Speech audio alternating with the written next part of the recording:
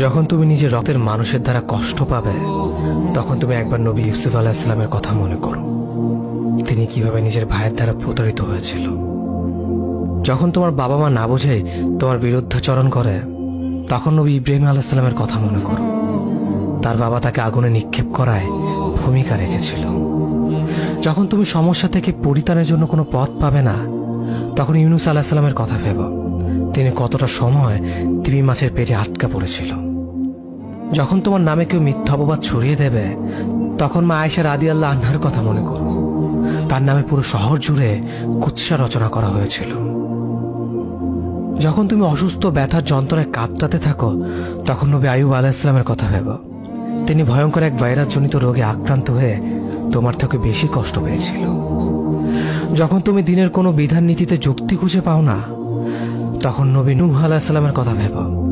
তিনি কোনো প্রশ্ন ছাড়াই মরুভূমিতে নৌকা তৈরি করেছিল।